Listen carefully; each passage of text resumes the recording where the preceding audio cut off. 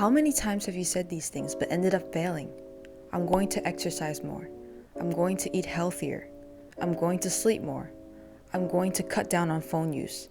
At some point, even my friends and family started to doubt my so-called goals too. You may have heard that it takes about 21 days to add a new habit, but that's not always true. It takes tremendous amount of dedication, commitment, discipline, consistency, and the use of a plan. That's why it's super hard to make good habits stick. In fact, it can take weeks, months, or maybe even years.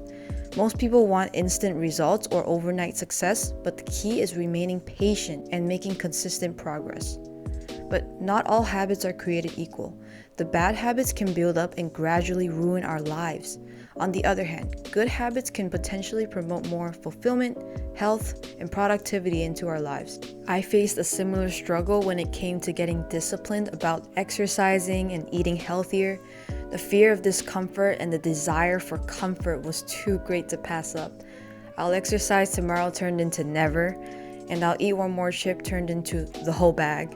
So I spoiled myself every day, and that's how I abandoned my good habits. If you're tired of your good habits falling apart, here are 7 tips to make good habits stick. Commit to something small and easy for the next 30 days. Make the goal so easy to the point it's impossible to skip out. For example, turn "I'm going to exercise more" to "I'm going to exercise 2 minutes a day." And "I'm going to eat healthier" to "I'm going to eat 1 healthy meal per week." "I'm going to sleep more" to "I'm going to sleep 15 minutes earlier each day." "I'm going to cut down on phone use" to "I'm going to cut down 15 minutes of phone use every day. Rather than being vague and taking on everything all at once, try small little steps towards the habit. Research shows that you're likely to achieve a goal when you are clear on the exact location and time you will do it.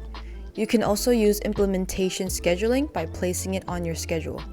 For example, when it came to exercise, I decided that I was going to do it in my living room at 3:30 p.m. every day. I placed it on my calendar so I had no excuses to skip out on it. Jerry Seinfeld calls this "don't break the chain" strategy. He would write a joke every day and place a big red X on his calendar. It serves as a reminder of your progress and encourages you to keep going. So get a calendar and add on to the chain. As an alternative, I like to use an app called Grow, which reminds me to do a particular habit. I can see my progress on the calendar as well, which can be very encouraging. Your environment plays a great role in developing good habits. Identify any obstacles that may block your success. For example, when I was trying to eat healthier, I eliminated all the junk food in my kitchen and replaced it with only healthy foods. And when I was trying to get into the habit of yoga and exercise, I placed my yoga mat out in my living room. Every time I passed by the mat, I would be reminded to exercise, and the guilt of stepping it over lingered within me. So try to be vigilant of any temptations and try to brainstorm what you can change intentionally in your environment to support your habits. When you journal on your wins and mistakes, you can reflect back and develop a strategy much easier. It can assist you in identifying the obstacles and minimize future mistakes. During my evening journaling routine, I like to answer these 3 questions in my journal. Number 1, what did I accomplish today? Number 2, what did I fail to accomplish?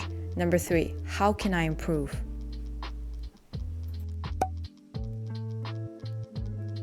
Make it a rule not to judge yourself and just experiment with the new habit for at least 1 month.